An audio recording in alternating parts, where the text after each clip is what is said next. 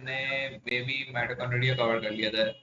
जी हाँ, last class में हमने, जैसे कि आपको मालूम है कि हमने माइटोकॉन्ड्रिया को कवर कर लिया था और उसमें हमने यही सीखा था, कहना उसे हम कहते हैं क्या बोलते हैं, पावर ऑफ हाउस, यानी एनर्जी का पावर ऑफ हाउस, जहाँ एनर्जी बनती हो वहां पे हम उसको बोलते हैं। और उर्दू जबान में, अपनी जबान में, कॉमन जबान में उसे किचन भी कहा जाता है। और इसे अगर बायोलॉजी की जबान में देखा जाए तो पावर ऑफ एनर्जी कहा जाता है, पावर ऑफ एनर्जी है। और इसी तरीके से जब मैंने आपको बताया था कि वहाँ पे राइबोसोम्स पाए जाते हैं, और बहुत जगहों पे हमने राइबोसोम पढ़ लिए कि XYZ जितनी जगहों पे हमने राइबोसोम पढ़े। अब आखिरकार ये राइबोसोम भला है क्या, आज हम उसको कवर अप करेंगे। लेकिन उसको भी कवर अप करने से पहले, जैसे कि मैंने आपको बताया था कि राइबोसोम दो जगहों पे भी पाए जाते हैं, मतलब माइटोकॉन्ड्रिया के अंदर जहाँ पाए जा रहे हैं वहां पे राइबोसोम का काम होता है प्रोटीन बनाना। और वो प्रोटीन किस काम आती है, सिर्फ ओनली एनर्जी प्रिपेयर करने में। कि यानी वहां पे सिर्फ एटीपी बनेगी। एटीपी क्या है, मैंने आपको एनर्जी करेंसी है, ये भी मैंने आपको बता दिया था। तो वहां पे जो प्रोटीन की सिंथेसिस हो रही होती है वो एनर्जी फॉर्म हो रही होती है, वो एनर्जी यूटिलाइज करने के लिए वहां पे एनर्जी की फॉर्म में एक प्रोटीन बन रही होती है। और वो प्रोटीन किस नेचर की होती है, एनर्जी क्या बोलते हैं, एनर्जी किस नेचर की होती है, वो प्रोटीन नेचर होती है। अब जो यहाँ पे आज हम पढ़ेंगे वो पढ़ेंगे एंडोप्लाज्मिक रेटिकुलम। और एंडोप्लाज्मिक रेटिकुलम का शॉर्ट फॉर्म है ईआर, ये आपको मालूम होगा। ठीक है, अच्छा, एंडोप्लाज्मिक रेटिकुलम को हमने पढ़ने के लिए न्यूक्लियस भी पढ़ना है। बट मेरा यहाँ पे मकसद यही है कि आज आपको राइबोसोम को कवर अप किया जाए कि राइबोसोम का स्ट्रक्चर क्या है, प्रोटीन साइंटिस होती है और इसका फंक्शन क्या है। ठीक है, देखो बच्चों, मैंने आपको बताया था कि राइबोसोम के दो फंक्शन, जो माइटोकॉन्ड्रिया है वहां पे उसका अलग फंक्शन है और एंडोप्लाज्मिक रेटिकुलम में अलग फंक्शन है इस दौरान। तो यहाँ पे जो प्रोटीन सिंथेसिस हो रही थी और माइटोकॉन्ड्रिया में प्रोटीन सिंथेसिस हो रही थी, आखिरकार फर्क क्या है उसको आज हमें सबसे पहले दूर करना है। तो ही इसकी बुनियाद की बेस पर हम न्यूक्लियस को समझ पाएंगे और राइबोसोम के स्ट्रक्चर को समझेंगे। तो सबसे पहले शुरू करते हैं हम एंडोप्लाज्मिक रेटिकुलम, उसके स्ट्रक्चर को समझते हैं और उसकी डेफिनेशन को समझते हैं वो कहता क्या है, और उसके बाद राइबोसोम को समझेंगे। अच्छा बच्चों, यहाँ पे एक और बात पहले मैं बता दूं, एक बैकग्राउंड आपको क्रिएट कर दूं कि यहाँ पे जो राइबोसोम्स मौजूद हैं और वो जो प्रोटीन की सिंथेसिस करते हैं। अच्छा, एक और सवाल आएगा कि यहाँ इससे पहले बैकग्राउंड कहना यार, इनको प्रोटीन बनाने का ऑर्डर कौन दे रहा है और किस फॉर्म में दे रहा है और न्यूक्लियस किस तरीके से दे रहा है। अच्छा बच्चों, जो माइटोकॉन्ड्रिया को ऑर्डर दे रहा था वो इन द कोड की फॉर्म में दे रहा है। जैसे आपको मालूम हो कंप्यूटर की एक जबान है कोडिंग, जैसे आप यहाँ पे ए लिखते हो कंप्यूटर के अंदर तो वहां पे 0 1 की कोडिंग चल रही होती है। तो वैसे ही जो है ना, आपके सेल के अंदर माइटोकॉन्ड्रिया को ऑर्डर देता है कि ना आप जो है एनर्जी प्रिपेयर करो, राइबोसोम को कहता है। तो क्या होता है कि ना वहाँ प्रोटीन जो बनती है जो कि एनर्जी की फॉर्म होती है और प्रोटीन नेचर होता है एनर्जी। तो उसके जो आपकी कोडिंग चल रही होती है वो जीडी, एनोडीन, थायमीन ये सब चल रहा होता है, जो कि आपके अभी कोर्स का पार्ट नहीं है बेसिकली, बट बताने का कि वहाँ पे भी कोडिंग चल रही है, कोड फॉर्म में ट्रांसफर होती है और वो फिर उसको सबसे पहले ट्रांसलेशन की जाती है, इसको ट्रांसक्रिप्ट फॉर्म में बनाया जाता है, मतलब रेसिपी आपको ट्रांसलेट किया जाता है। सही है, न्यूक्लियस के जो देता है वो इन कोड फॉर्म में देता है, वो जाता है उसके बाद है वो तो उसको सबसे पहले मतलब अपना करके जहाँ तक पहुंचता है इसकी ट्रांसलेशन होगी, ट्रांसलेशन रेसिपी तैयार की जाती है, फिर उसके बाद जो है रेसिपी लिख के दी जाती है पूरी तरीके से, फिर उसके बाद है उसको प्रिपेयर करना है।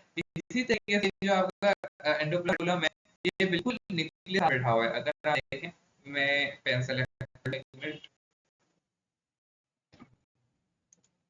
जी, ये देखें, ये पूरा आपका न्यूक्लियस है, ये जो आपको ब्लू नजर आ रहा है ये आपका न्यूक्लियस है। और ये जो येलो सा है ये एंडोप्लाज्मिक रेटिकुलम है, ये भी एंडोप्लाज्मिक रेटिकुलम है। सही है, अच्छा, ये जो मैंने पूरा येलो है, ये ब्लू है, येलो है। अच्छा, ये जो ब्लू है न्यूक्लियस बता दिया है, ये असल में बेसिकली न्यूक्लियस ऐसा क्यों बैठा हुआ है, वजूहत क्या है, एक बहुत बड़ी इसके पीछे एक रीजन है। जो आपका क्या बोलते हैं रेटिकुलम है वो न्यूक्लियस का इसलिए बैठा हुआ है, और क्यों बैठा हुआ है, पूरी एक लॉजिक है जो कि आगे आप पढ़ेंगे तो समझ में आ जाएगा बैठ गया है। ठीक है, मैंने आपको बताया बैकग्राउंड बनना चाहता था मैं, कहना जो एंडोप्लाज्मिक रेटिकुलम है वो उसका क्या फंक्शन है। तो बच्चों, मैंने आपको बताया जो में वो एनर्जी फॉर्म कर रहा है, तो एंडोप्लाज्मिक रेटिकुलम के अंदर राइबोसोम होते हैं, वो उनको भी क्या है प्रोटीन सिंथेसिस करने के बाद वो एनर्जी बनी करते हैं, एनर्जी का काम माइटोकॉन्ड्रिया के पास हो गया। यहाँ रेटिकुलम जो राइबोसोम मौजूद वो प्रोटीन सिंथेसिस करते हैं, उनको कोड देता है इस तरीके से, जैसे ये आप देखें ये यहाँ से लगा यहाँ से डीएनए यानी आर ट्राइवल code GT PT GT UT सारे कोर्स होते हैं, एंडोनी थायोनी यूरासिल, ये सब होते हैं। तो यहाँ पे ये ट्रेवल करता है और ये देखो ये आगे राइबोसोम्स, ये जो बना रहे हैं डॉट डॉट येलो कलर के, ये आगे राइबोसोम, यहाँ पे इसकी ट्रांसलेशन होगी, ट्रांसक्रिप्शंस होंगी। अच्छा ये यहाँ यहाँ पे प्रोटीन साइंटिस्ट होती है।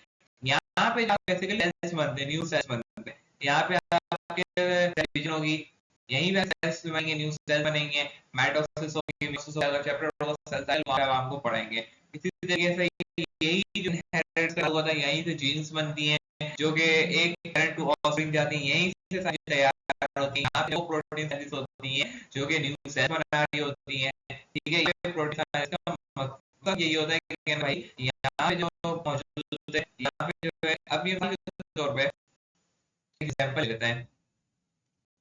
सपोज ये आपका सेल है पूरा, सपोज ये पूरा यहाँ पे एक पूरा सेल है, ये सेल है आपका पेनक्रियास सेल। पेनक्रियास मालूम है, अगर नहीं हो आगे हम पढ़ेंगे। एक छोटे एग्जांपल आपको दे रहा हूं, पेनक्रियास क्या करता है, इंसुलिन प्रोड्यूस करता है, इंसुलिन प्रोटीन प्रोड्यूस करता है। अब पेनक्रियास के अंदर भी सारी बात है, ये न्यूक्लियस होगा, सही है। अब एक और बात मैंने बताया कि इनहेरिटेंस का ताल्लुक होता है। अब यहाँ पे इनहेरिटेंस का ताल्लुक है तो मतलब ना पेरेंट ऑफस्प्रिंग, तो जो इनहेरिटेंस के सेल होंगे, इनहेरिटेंस के सेल को पहले बताया जर्म सेल्स है, वो काम करेंगे, क्या करेंगे कि यहाँ पे ना उनकी चीज बनाएंगे जो इनहेरिटेंस के अंदर वो या प्रोटीन। अब एग्जांपल दे रहा हूँ यहाँ पे, जर्म सेल की एग्जांपल नहीं दे रहा है कि ना जो पहले ऑफस्प्रिंग जारी होती है जीन के हम उसकी डिटेल में नहीं जाए, हम बेसिकली छोटे लेवल उसकी डिटेल में जाएंगे कि वहाँ जर्म सेल की प्रोटीन की बात नहीं करें, जो वहाँ ट्रांसफर हो रही है ना, वो जीन होता है, वो प्रोटीन बनाता है, वो भी क्या होता है, वो राइबोसोम जो प्रोटीन है वो जीन होती है, उसके अंदर वो प्रोटीन बनती है, क्या होता है ना, वो जीन इसके नेम में प्रोटीन होता है, क्योंकि वो प्रोटीन होती है एक तरीके से, वो जीन की हमें दिखती है, लेकिन वो असल में उसका नेचर जो राइबोसोम ने बनाया होता है। बट हम यहाँ पे इंसुलिन की बात कर रहे हैं, जो है पेनक्रियास की बात कर रहा हूँ, पेनक्रियास आपका बॉडी है रिलीज करता है, इंसुलिन करता है, सेल होता है इंसुलिन, और वो क्या होता है कि एक बहुत रिलीज होता है, जब मैं पहले बताया था, जब का सेल मेम्ब्रेन के अंदर होता है कि जब वहां पे ग्लूकोज का लेवल हाई हो जाए उस वक्त इंसुलिन रिलीज होता है। जब इंसुलिन रिलीज होता है तो मैंने आपको ये बताया था कि ना एक सेल है, मैंने आपको जिससे तो इंसुलिन क्या करता है, प्रोटीन सिंथेसिस करता है। कैसे कहना है, न्यूक्लियस कहेगा ना भाई बॉडी के अंदर वो भर रहा है, ऑर्डर है, तो इंसुलिन कैसे रिलीज होगा, पहले ये सेल जो है ना एंडोप्लाज्म के पास जो है ना अपना आरएनए भेजेगा, यानी एक ट्रांसक्रिप्ट भेजेगा, फिर ट्रांसलेशन की जाएगी, ट्रांसलेशन होगी, फिर ट्रांसक्रिप्ट जाएगी, कॉपी बनाई जाएगी, बनाएगा की क्या ये इंसुलिन बॉडी है, ये प्रोटीन उसके अंदर मैंने साइड फिर ट्रांसलेशन यहाँ एक बनाएगा, उसको देखेगा, फिर देखी जाएगी कि बनानी है, फिर अब उसको बनाएगा, वो प्रोटीन नहीं होगी, अब काम ही बनाना। अब देखो बच्चों यहाँ पे एनर्जी रिक्वायर्ड, सबसे पहले ऐसा में एनर्जी फंक्शन के लिए कुछ जरूरत होती है, तो वो सारी बातें माइंड के पास जाएगा, सबसे न्यूक्लियस उसको भी बोलेगा तुम एटीपी बनाओ, वहां पे प्रोटीन सिंथेसिस होगी, सही, फिर वो इधर है वो तो यहाँ पे एनर्जी इस पे बेस पे काम इंसुलिन में रिलीज होगा, वो एक लंबी तवील दास्तान है जिसके अंदर वो सब हो चुका हमारा, सही है। मतलब और फ्रीडम था भी नहीं था उसको, दास्तान में थी वो वाली तो बच्चों बात है पर्टिकुलर काम यही है कि वो सारी प्रोटीन सिंथेसिस करता है जो जो सेल के मतलब जो जो ऑर्गन के उसके जिम्मे होती है, जिम्मेदारियां होती हैं, वहां पे वो प्रोटीन अगर बैक्टीरिया की इंसुलिन बनाएगा, कौन बनाए, तो वो उसकी प्रोटीन बनाएगा। अब अगर जर्म सेल है तो जर्म सेल के काम में इनहेरिटेंस वाले प्रोटीन वो बनाएगा, ये चीजें और ट्रांसफर हो रही है। अगर किसी सेल का ये काम है, कोई अगर तो जो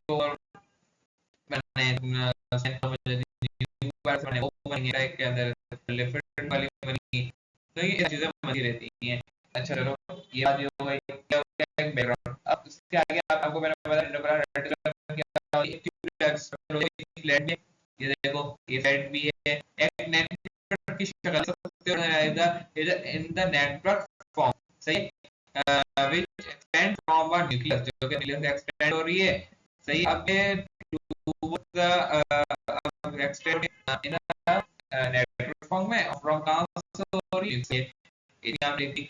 it is a platform, इसका ये बता दिया प्लेटफॉर्म होनी है, ये आपने बता दिया, ये स्ट्रक्चर हो गया, डेफिनेशन हो गया ना, ये फोल्ड हो गया, होलोस्टर होता है, देखो ये होलोस्टर भी है, सही है। राइबोसोम्स मौजूद होते हैं, ये आपने बता दिया, सही है। फ्रेंड मैंने बता दिया, होलो होता है स्ट्रक्चर, ठीक है। फिर मैंने आपको ये भी बताया ना, होता है, सही है। ये देखो ये zigzag के में भी होता है, सही, ये भी एक बात हो गई। होलो नेट के फॉर्म में इस एक डेफिनेशन अगर देखें जाए, आपको पता नहीं है ना, network form from the nucleus और टुवर्ड्स कुछ नहीं करनी होती, स्ट्रॉ करते हैं, ये हो गया आपकी। फिर इसके अगर आप ज्यादा पूछोगे उसकी शेप क्या है, प्लेटन शेप होती है, डबल लेयर होती है, कंपोजिशंस में ये सब आ जाता है, ठीक है। राइबोसोम्स होते हैं। और अब टाइप, इसकी दो टाइप्स है बच्चों, एक ये स्मूथ और रफ। स्मूथ जहाँ है वहाँ राइबोसोम्स नहीं है। अगर स्मूथ एंडोप्लाज्मिक रेटिकुलम में वहाँ राइबोसोम नहीं है, या रफ है, वो जो इसका नाम है एंडोप्लाज्मिक रेटिकुलम है।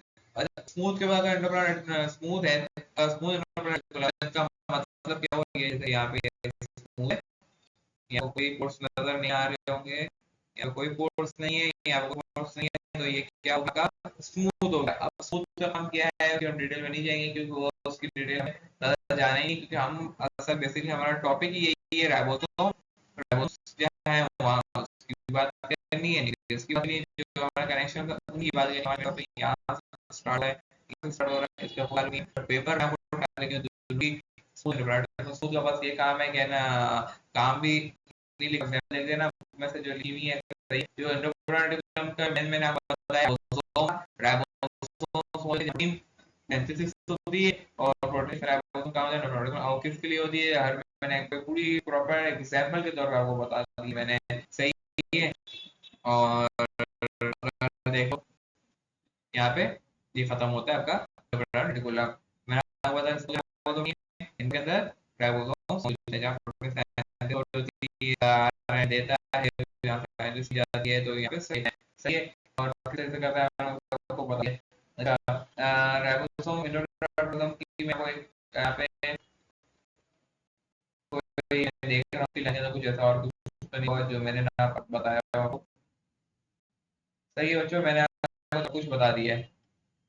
अब हम लोग राइबोसोम की तरफ, यहाँ भी पाया जा रहा है वो माइटोकॉन्ड्रिया, एंडोप्लाज्मिक रेटिकुलम और एंडोप्लाज्मिक क्या काम करता है, कौन सी ऑर्गेनेल सेल्स के ऊपर डिपेंड करता है, सही है। अब जब सेल पैंक्रियाटिक सेल हो, तो वहाँ इंसुलिन बनाने के लिए किस तरीके से काम करेगा। फिर अगर सही है, ये बात है। अब अगर आपके स्टमक के अंदर जो प्रोटीन्स बन रहे होते हैं, क्या ना वो क्या बोलते हैं उसको, सेल्स होते हैं आपकी बॉडी का, सही है, वहाँ होती है, उसके अंदर जनरेट होती है, उनके अंदर काम हो रहा होता है। डाइजेशन में जो आपके प्रोटीन बनते हैं, डाइजेशन हो उसके लिए भी जो आप होते हैं वो प्रोटीन नेचर है, वहाँ पे भी एंजाइम्स बने, तो वहाँ पे भी जो है वो एंजाइम्स बनेगा, इंसुलिन तो बनेगा नहीं, इंसुलिन बनेगा और समक्ष बनेगा, ये का राइबोसोम है, उसको हम कवर करते हैं, फिर लेक्चर को एंड करते हैं।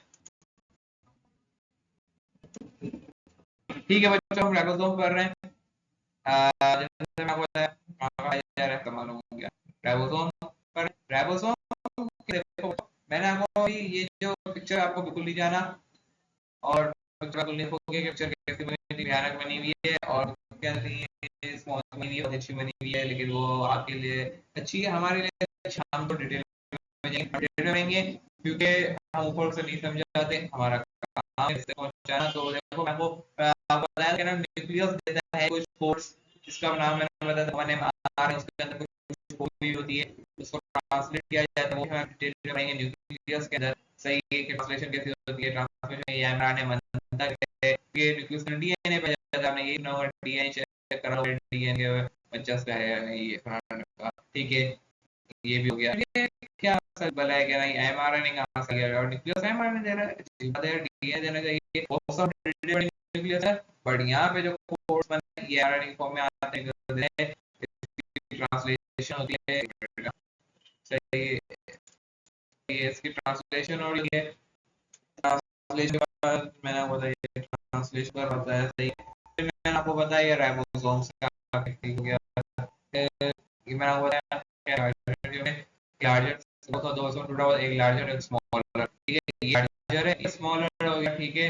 अब नया वाला राइबोसोम को एक और नाम क्या दिया जाता है, राइबोसोम को नाम दिया जाता है प्रोटीन फैक्ट्री, जहाँ पे प्रोटीन की अब वो प्रोटीन मुख्तलिफ किस्म की हो सकती है, मैंने बताया enzyme, glucagon, insulin and much more. And जैसे कि आपको पता है सिनोजन सेल्स जो सेल्स के अंदर काम करते हैं, ऑक्सीडेटिव सेल्स, ऑक्सीजन, पेप्टोजेन, पैंक्रियाटिक जूस, ये सब प्रोटीन नेचर होते हैं भाई, सही है, इतने सारे हैं जो प्रोटीन नेचर होता है, मतलब नाम है राइबोसोम, साइंटिस्ट कर रहा होता है न्यूक्लियस के कहने पे, इसलिए कहा जाता है सिर्फ प्रोटीन, जैसे माइटोकॉन्ड्रिया पावर हाउस कहा जाता है, राइबोसोम को प्रोटीन फैक्ट्री कहा जाता है, ठीक है। ये एक छोटी सी बेसिक डिटेल, बाकी इसके अंदर मजीद आप लोग के लिए नहीं है, लेकिन हमारे लिए तो पूछना बहुत कुछ है, इसमें देखने को बहुत कुछ है कैसे हो रही होती है। तो मजीद जो हम राइबोसोम का बस नाम फंक्शन पढ़ लेना है कि राइबोसोम का काम क्या है, ठीक है। राइबोसोम के दो सब यूनिट, लार्जर है स्मॉलर है, जहाँ पे प्रोटीन हो रही होती है, ये सब है। अगर आप 11 के अंदर देखोगे तो बहुत दी हुई है, वहीं पे आप स्कूल में पढ़ना चाहो तो मैं यहाँ पे पढ़ा दूँ, आपके दिमाग से रट चीजें, क्योंकि ये पेपर में इतना लिखना है उनसे आप समझेंगे। उसके बाद हम करेंगे न्यूक्लियस, न्यूक्लियस को करने के बाद हम देखेंगे और क्या बाकी रहता है, ठीक है बच्चों। और मैंने आपको बता दिया कि राइबोसोम आपके अंदर एक है ना वो मतलब भाई वहाँ पे वो, ठीक, और प्रेजेंट होते हैं, अटैच नहीं होते कभी भी, ये आपकी गलती है, ठीक है, ओके।